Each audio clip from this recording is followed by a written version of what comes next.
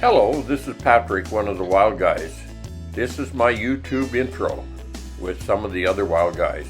We will be canoeing and rafting rivers and lakes and even out in the Pacific Ocean in the Northwest Territories, the Yukon, and British Columbia. The wild guys are off on another journey. That would be 2001. Dragitza in the red shorts is not coming, but this is the rest of the crew that's going to be making the trip down the Nations Lake chain. You'll have a great time. This will be on the Arctic side of the drainage system. The preparation was kind of fun and enjoyable as well, but the food added a few more pounds, but tasted very good. You'll notice we got some shiny tops, not too much hair on them, or heads, and the other ones, well, they got a lot of gray hair. Getting older, I guess, but we're going. Well, I hope this map gets you to Fort St. James and then down the Germanson Landing Road about 100 kilometers to Teseda Lake. Starting with Teseda Lake. That is 20 kilometers long. After the lake, we then take a small section of river onto the second lake, Indata Lake. And that's a 6.5 kilometer trip between the lakes on the river. Then after Indata, which is 11 kilometers long, we have another section of river which is 4.5 kilometers long. It travels east to Chentalo Lake, 37 kilometers. Then we have another section of river, 5 kilometers long, which takes us to the last lake of the chain, and that is Chunchi Lake, and that is 28 kilometers long. Hope I'm pronouncing these lakes' names properly. Terry then will be there from the Kahuni Family Outfitters and pick us up in all our gear and our canoes, and will take us back to Fort St. James where our vehicles are waiting for us. These are prints that we have taken as we went through the chain of lakes, not necessarily in order here or the portages, but you will notice the video, they will all be in order as they come out, so you can use the videos as a guide to what you'll actually be seeing as you go down the chain of lakes. Be careful, some of these lakes are fairly large and so they can blow up fairly fast and really get very rough. Now all the talking and planning, putting things together has come to an end. The 2003 Wild Guys trip to Nations Lake, the movie is now started, so from here on in you'll be able to follow us through this trek. One day has gone by and we're about halfway to Nations Lake chain. Just a quick call home to our loved ones to tell them that everything is okay. We are overnighting in Prince George now. Well, remember before we left I said probably down the road you'll see why that you want to have your trailer balanced and not the weight pulling up, but the weight should be going down.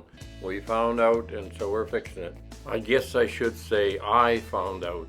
I wonder if there's any other reasons why that trailer come off the hitch. Here's the reason why we are de-hitched. Daddy didn't see the bump sign in the road. Things are pretty much out of control here though, under control. We're getting pretty close to getting this puppy back on the road again, I think. Well, we're in Fort St. James. We're going to be meeting Terry and we're going to be looking at getting him to shuttle us out to where we're going to go for our canoeing on Nations Lake chain. No minor breakdown is going to stop us. We hired Terry, who was an outfitter, to take us out to the west end of the Nations Lake where we would start our canoe trip. He would later pick us up on the east end. The other boys are working away. They've got quite a bit to do here.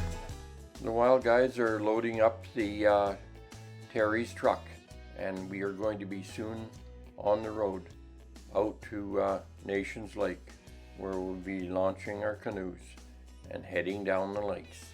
Looking forward to it. I will talk about Terry many times throughout the video.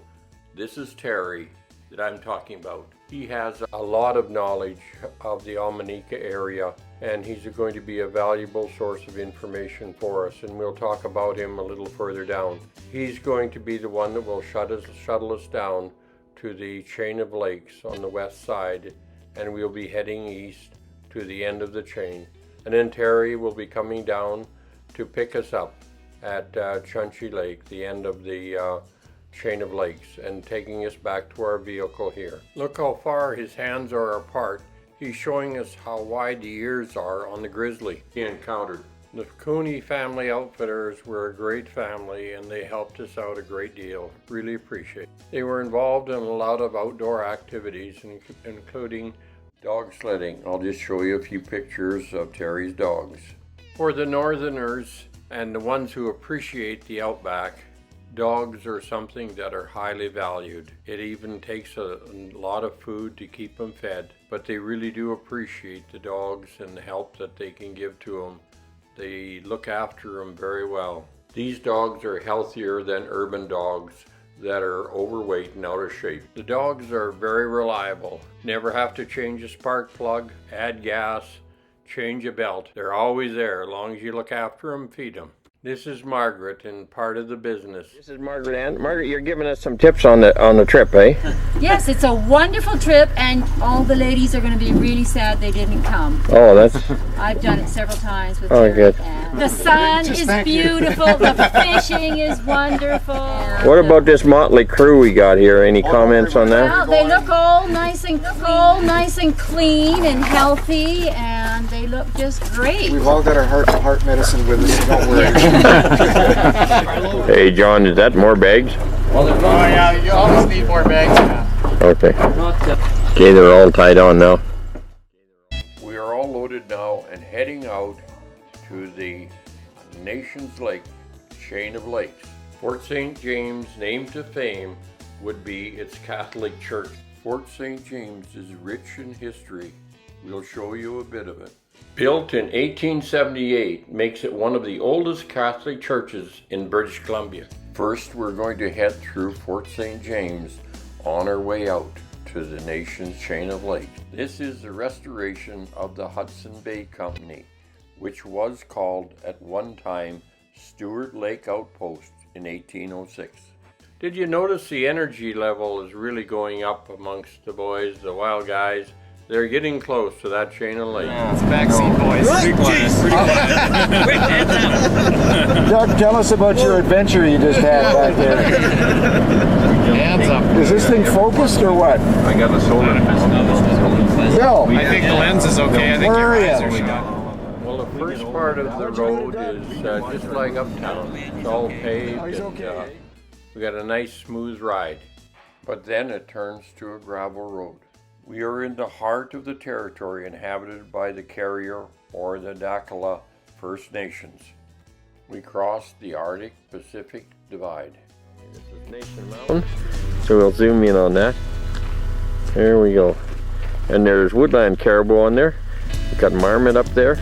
We can spot here. Okay, these are the Mitchell Mountains. There's some trees in there. And these have both caribou and mountain goat on them. Caribou, mountain goat, and Little Mitchell. We're just about arriving at Teseda Lake, the first lake of the chain. We got a small black bear here. He doesn't know whether he wants to go up the tree or run away from the tree.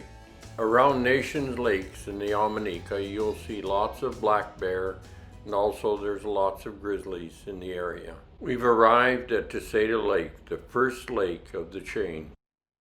Glenn had a knee operation, so he wasn't with us on this trip. So we took some pictures and we're inserting them so we can have them on this video of our trip of the Nations Lake. So Glenn, we didn't forget about you. You may not be with us on this particular trip, but we certainly remember you on all the other trips that you were with us on. Well, we made it to Nations Lake. Before we launched, just thinking back on Fort St. James for a moment. Fort St. James also became famous for its bush pilot. In the 1930s, Grant McConaughey formed United Air Transportation, which became the forerunner of the Canadian Pacific Airlines. Terry, our outfitter, is just backing the canoe down to the lake now. Busy here, just unloading stuff. Doing the high finance. Yeah, and then we got him doing the finance. Here goes some more stuff down. Actually, I'm quite surprised how fast they're getting all this stuff unloaded. But it's coming good. There she goes again. I'd like to help them, but anyways, here they're doing well. Now it's time to get all the gear loaded into the canoes and trying to make it evenly spaced out. We will be going from west to east, covering 4 different lakes. First there is Teseta, Indata, Entlo, and Chukchi Lakes. Nations Lake Park was established in 2004. We're on the lake now, and Terry will meet us at a designated time down at the other end of the chain of lake. That would be Chukchi Lake. In the 1960s, the British Columbia Railroad projected to go northwest from Fort St. James to Dease Lake, which would be 663 kilometers. Mining and forestry was a big reason for the rail line. The markets went soft and the rail line was not completed. No doubt politics was involved as well. In not too long a time, the sun's going to be setting on us. There's a little eagle in there too. The eagle is on his nest, just waiting for breakfast to swim by, for him and his offspring. We're now out on Teseta Lake, making some mileage or kilometers as we're heading down the lake. So far, everything is working out well. In the short rivers that joined the lakes together, we soon found out that there was lots of fish. You could actually be in your canoe and look down because it wasn't very deep and it was very clear, and you could see fish swimming all over the place. There's the first group. It looked like they got her in low gear right now. Stray, Bill. Okay. We got a late start by the time we got to Teseta Lake. It's 100 kilometers north of Fort St. James, and we didn't get in that early to Fort St. James. So we're going to be camping on Teseta Lake now, and we'll be moving on tomorrow to continue on Teseta Lake and entering this real small river. Our first dinner is going to be on Teseta Lake. It was a great day today, and looks like we're going to have tube steak, so that should be just great. Well, this is day number 1. We've landed safe and sound. The fire is burning. Everybody's busy. Better check and see what John's doing over here. Open for bugs, And there's Doug over there. He's feeding the bugs. So we made her safe and sound here. We've seen lots of fish jumping. None jumped into our boat yet. But Doug's going to show us how to catch a fish. Are you, Doug? It's a shame. The day has gone by so fast. There's our Moffat range. Yeah, there's all 3 or 4 of them. And our little hot water tank.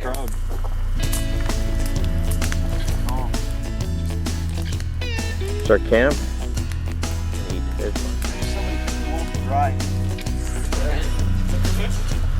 Here's the guys.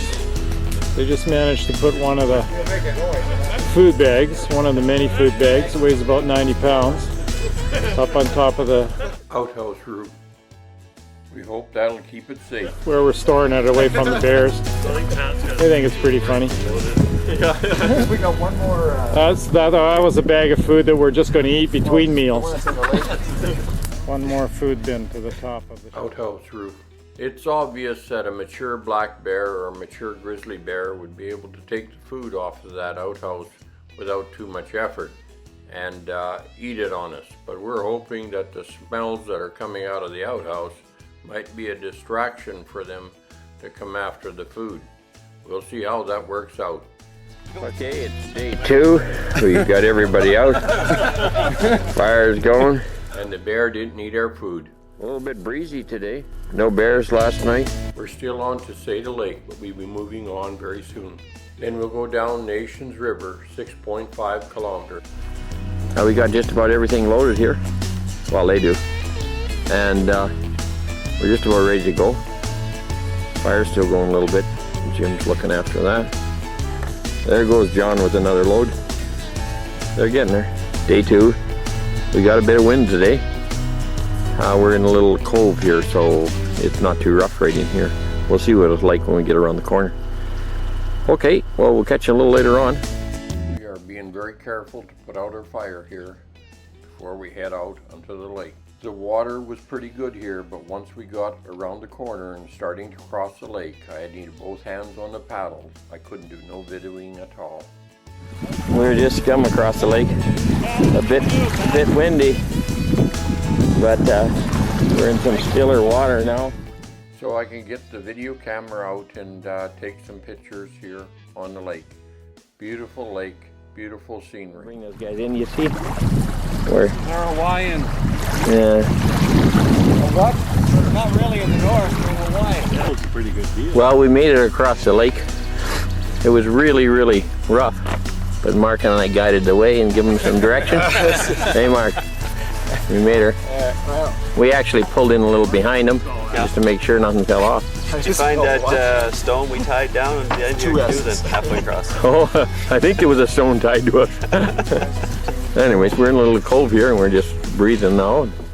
This is Terry Houghton. He arrived in Fort St. James over 30 years ago from Terrace, BC. Terry was a teacher in Fort St. James and later met his wife-to-be, Margaret Ann. They raised 4 children. Both Terry and Margaret have covered the lake many, many times and told us about a lot of the things that we could see here, as well as the great fishing that we would find on the lake, and they were spot on. Terry still has his trap line about 177 kilometers from his home to the trailhead out onto his trap line. He has a 600 square mile trap line with 22 cabins on it. Terry and Margaret Ann have a wealth of history when it comes to the Dominica. At least Terry still had the trap line when we were there. I talk about the trappers in the 1700s, 1800s, and early 1900s, but more recently Terry has had a trap line that's well known and very big. Terry bought himself a pup for $10 from Jim Gagnon. It was 2001 that we did the Nations Lake, so the time frames may have changed a bit now. So in 1969, Terry became a dog musher. It was great to meet Terry and have him as our outfitter. We're just leaving Tuseta Lake behind us now and going down the Nations River, which is 6.5 kilometers. So this looks really great. So we're looking forward to going down the river. Well, there's 2 arms that we're going down here now as we're going down the river. And there's a left and a right arm. And one canoe and 1 kayak went down the right arm, and 2 canoes went down the left. I wonder if they're going to meet again. Well, the left arm come to an end. So we have to decide, are we going to paddle back up the river, or are we going to take a look at the grass and the water that goes over to the right arm? Well, I guess this tells the story. We run out of water and there we sit, high and dry. Well, we're stuck here for a little while moving ourselves across. So you've heard me talk about the woodland caribou and also the mountain caribou. What is the difference? The global unique mountain caribou is a variety of the woodland caribou that is adapted to the special conditions of BC's wet mountainous forests. The mountain caribou migrate up and down the mountainside. In the summer, they will be feeding up on the mountain, but as the snow comes in and covers their food, they will go down into the old growth forests with their snowshoe-like feet and be able to eat the lichens off the trees. In BC, woodland caribou are classified into 3 ecotypes: mountain, northern, and boreal. Well, we won't be taking any more shortcuts now. We're going to continue on down to Endata, try and stay on the river. Stewart Lake is considered one of the best fishing lakes in British Columbia. They have rainbow trout, lake trout. They average about 10 to 12 pounds, but the trophy fish can go up to 25 pounds. They also have kokanee, whitefish, and white surgeon. And also in the wintertime, you can get a lingcod there as well. Stewart Lake is a very large lake, and I noticed too it connects into Middle River. I know Middle River well because Middle River is a river that my wife and I used to get moose at. Okay, we'll get back to the Nations Lake chain. I really enjoyed going down the rivers between the lakes. They are not very deep, and you can look, you can see right to the bottom. You can see the fish swimming around, and it's just nice. It's a nice paddle. These are nice little rivers, and they aren't very dangerous unless obviously if you go under a log jam. There's some very sharp corners on the river. Also too, the width of the river and also the depth of the river will have an effect on how fast the water is flowing. So we watched that, but otherwise it's a great trip down the river. You'll see how we did not paying great attention, and in the movie ahead you'll see some of the corners and the missed corners that we had. You'll notice that the small rivers that go between the Nations Lake chain, between each lake, the river that goes down is not only quite narrow, but the vegetation grows right on the edge of the river. Okay, you guys, they're going to shoot these rapids. Their life is in their hand. Here comes Johnny. Give her, Johnny, give her. Right through those rapids. Dangerous. Dangerous. Really be careful. Wow, he's just about going over. Give her, John. Whoop. Okay, it's a pretty calm river, but we're having some fun. Oh, here comes the canoe. They're going to do the sideway deal. Told them to stay left, all they got hung up. Okay, they're going through. They're going through. They're shooting her. They just seem to be a ho-hum sort of deal there. Okay, I guess I was trying to make it exciting, but it's not much of a ripple. Did somebody actually get out and pull? We had to get out both trips. There's Billy and Bob. Yeah. Good shots. Look at that. Look at the smiles on their faces. Yeah. Boy, was that exciting. There's Johnny. Is he paddling or what? I'm eating. He's eating. About a mile wide. Oh. Bob and I got hung up in a sandbar in the middle of the river. And there's the fisherman. You got to be careful when you're swinging this camera around. You don't know what you're going to see. Oh, there's some active guys down there. And that's the area we're in. There's where we're going. Lots of trees and bush in the river, but we got by it. As you can see, in some areas we had a great deal of fun. It was a blast. We got to wait for the next group now. Less trouble. They're going to go over top of that stuff. What we did was you got to get straightened around, right around, because if you don't, you're... Pretty easy life. There's Glenn, my navigator, and the boats are coming through there. They're trying to come through. They in trouble? No.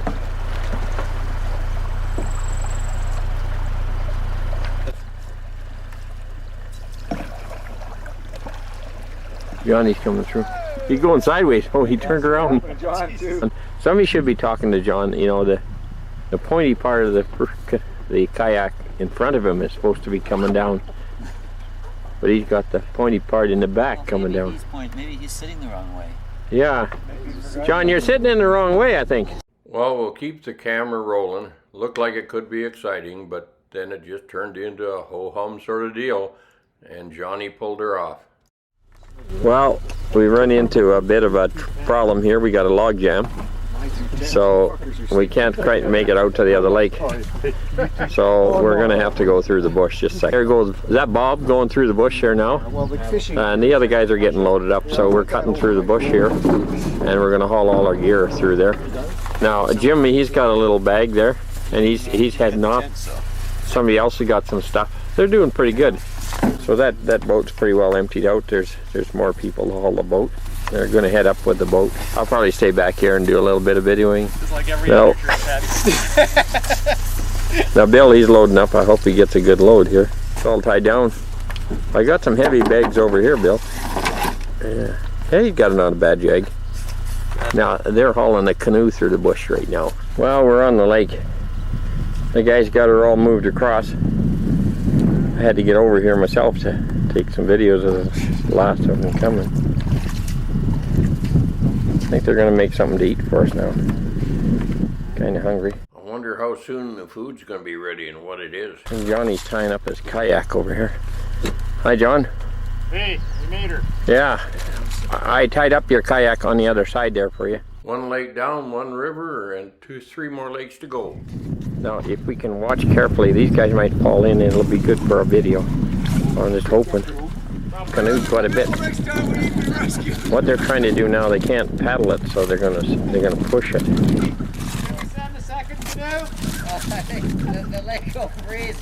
Now Doug can actually walk on water. Hey Doug, can I watch you walk on water? That's it. There he goes. There.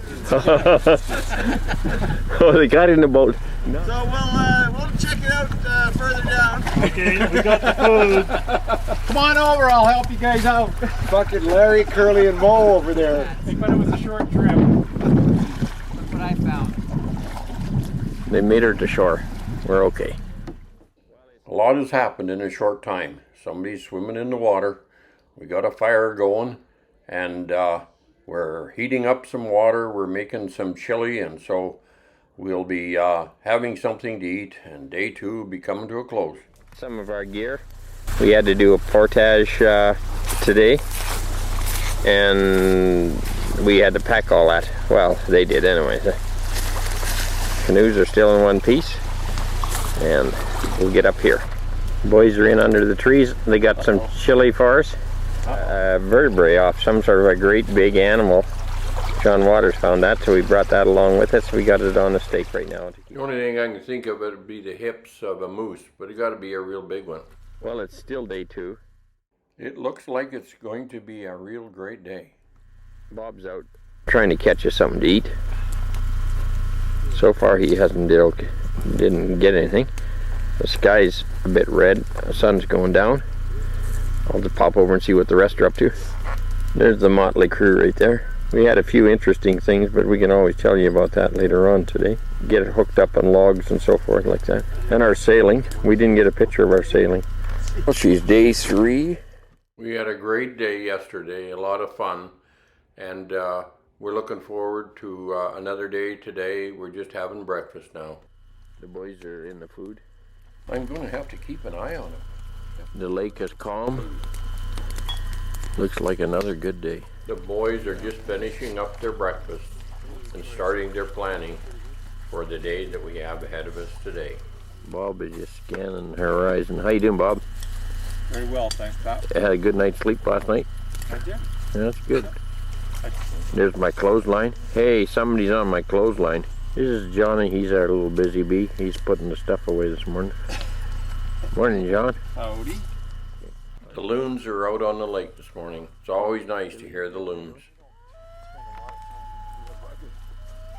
Checking things out. Getting loaded on the 3rd day. I'm sort of watching fire here. We're back on the water for the 3rd day. These are mountains that divide the Pacific and the Arctic water. The ones on the south side, the water runs south, and that's the Pacific. The water on the other side, the Arctic. But our canoe trip on the Nations Lake has been on the Arctic side all the way. There's something special about the sound of loons. I've always enjoyed it when I've been out in the wilderness camping to hear the loons. We're about halfway done our trip down the Nations Lake, so we're going to bring to a close series number 1. Make sure you get back to see series number 2 though.